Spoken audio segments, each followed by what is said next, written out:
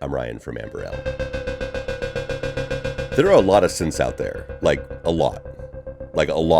I have a few and I want a few more, but over the Thanksgiving holiday for some reason, I kept wondering, what if I could only keep one synth? And while this answer will be different for everyone, as I sort of did my mental gymnastics, I started to ask myself some pretty important questions that I thought would be really useful for anyone looking to get their first or even just their next synthesizer. As always, I'll timestamp the video with chapters, so feel free to jump around to any section that you want. And also, I just wanted to say thank you to everyone who helped me get to my goal of 1,000 subscribers by December 31st. I'm shooting this video and it's still November. It's pretty crazy to me.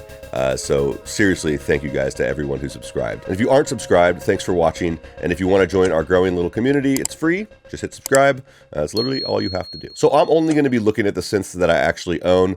So don't take this as the end all be all of hot takes. I really wanted to add some synths that I don't own, but I thought that might be a little weird and disingenuous. For what it's worth, I feel like the ones that I do own give a wide enough range to kind of get my point across. Just to be clear, this isn't a what's the best synthesizer video. I'm pretty sure that the best synthesizer doesn't exist. The best synth is going to be different for everybody. You have to take into account, what you want it to do, what you don't want it to do, and what you're using it for. If it's analog or if it's digital, it's so subjective, and trying to make a video pinpointing the best synth you can own or something like that feels kind of pointless to me. So I wanted to ask what I could keep if I could only keep one synth, because it got me to answer some pretty specific questions that I think are important to ask yourself when you're looking at buying not just synths, but almost any piece of kit. What does it do that I need?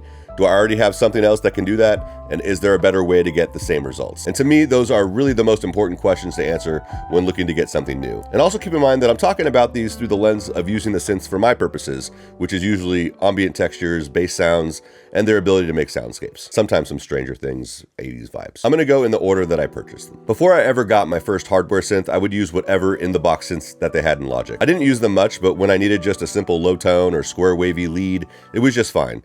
Then when I learned about Arturia V Collection and realized I could rent to own them, I jumped on that and had access to a bunch of different sounding emulations of some pretty famous synthesizers.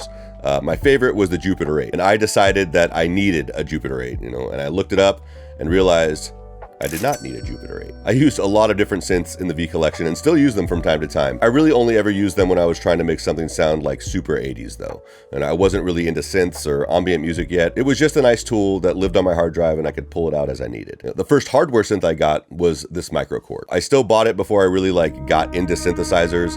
A buddy of mine had it in his studio and he never used it. And whenever I would be over there recording something or just hanging out, I'd plunk around on it in between whatever it was that we were doing. When he was ready to sell it, I jumped on it, and I don't really like it. It sits very unused in the corner of my studio, and I'm sure if I hooked it back up now, I may have a different relationship with it. I might understand how to get to the different functions a little easier now, and overall might just be more positive about it.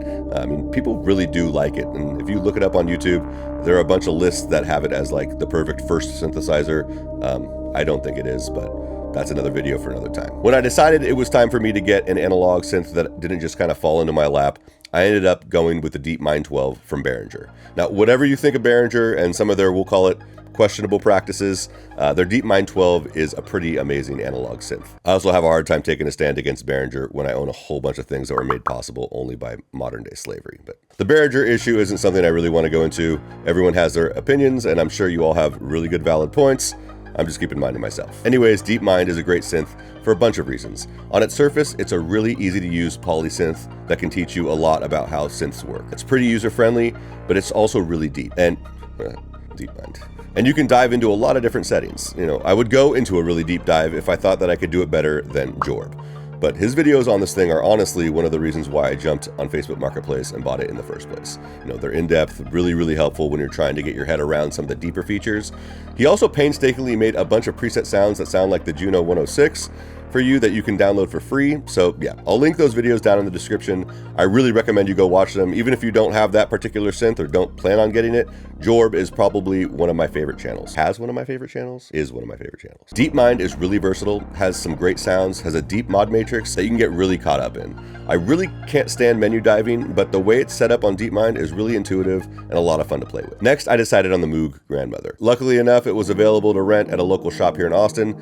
I rented it and ended up buying the thing from them. Moog Grandmother is awesome. It's semi-modular, which is great. 2 oscillators, a noise source. It obviously has the classic Moog filters, an arpeggiator, a sequencer, a really cool modulation section, and a built-in analog spring reverb tank. And I'm not the hugest fan of spring reverbs, but this one can really wash the sound when it's cranked up, and it's pretty nice. The only thing that I wanted out of Grandmother that it didn't give me was polyphony, or at least the ability to play it paraphonically. And while Moog Matriarch sort of ticks all those boxes and a lot more, and I really, really want one, they're pretty pricey. So I turned back to YouTube searching for paraphonic synths and ended up landing on the Poly D from Behringer. Poly D is a lot of fun. It's a clone or a reimagining, I guess, of the Moog Mini Moog. If you want to watch a really good comparison between the two, check out this video on Starsky Carr's channel. I'll link it below. I do it myself, but I don't have a Mini Moog, so yeah. The best thing about it, in my opinion, and why I ended up getting it, was because I could get pretty close to the Moog sound. I swear to God, Moog or Moog, I get comments, people try to correct me. I think he said it both ways. I can get pretty close to the Moog sound, but play it paraphonically. You know, the oscillators sound really good, the filters are nice, it's got an arpeggiator, a sequencer, and you can save sounds in the sound bank. So if you don't mind it being a Behringer, you may want to consider giving it a look. You know, if you do care, I don't know, just keep watching, because that's the last Behringer on the list. Once I felt like I had some of the classic synth sounds at my disposal, I looked for something different, which is why I ended up going with the Moog Subharmonicon. Subharmonicon is amazing. I love it and the crazy polyrhythms it creates. If you want to see a deeper look at it, I made a video about it here. I'll link it down below. While it's awesome, semi-modular, totally unique, and I will most likely never get rid of it, if I could only keep one synth, this unfortunately wouldn't be it, because it isn't as versatile as some of the others on the list. The last synth I got was the Pittsburg Modular Taiga.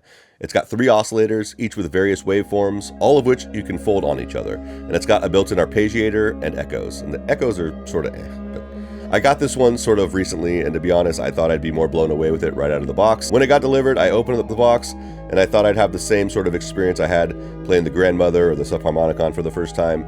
Just that like, oh yeah, you know, sort of feeling. But instead was greeted by this like, what the fuck? Like, how do you even use it feeling? Like my acting skills. It was disappointing, but the more I learn about it, the more I really, really love it. The learning curve on how to make really cool sounds on it is a bit steeper, at least it was for me. That's why I haven't seen me make a video with it yet, and why eventually you probably will, because it's pretty awesome. But until I do that, if you want to see what it can do, check out this video by, Jorb. I'll link it below. And that takes me to now. You know, I have a few synths on the horizon that I'm excited about, but I'm really happy with all the different flavors of synths that I have now. But the point of this video isn't about having lots of different flavors. It's about if I could only have one of these, which one would make the cut. It's hard, but if I could only keep one, I think I'd go V collection, honestly.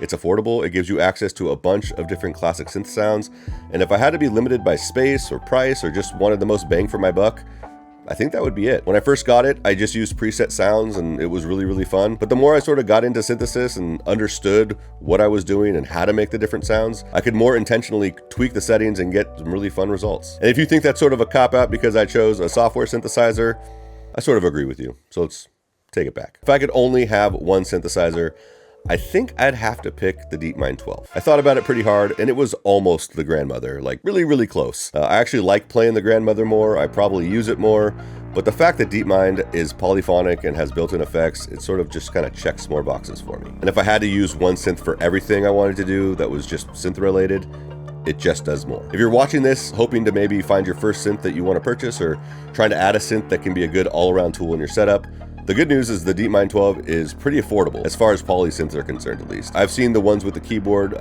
used for as low as $550 and for $400 for the desktop version. And that's pretty good for all that it offers. The bad news is it's Behringer, so maybe bad news. I don't know. And I am really curious to know what you guys think of Behringer in general. Everyone seems to have an opinion. It's not going to change anything on the channel. I'm just kind of curious as to what you guys think. That's it for this one. Thanks for watching, and I'll see you next time.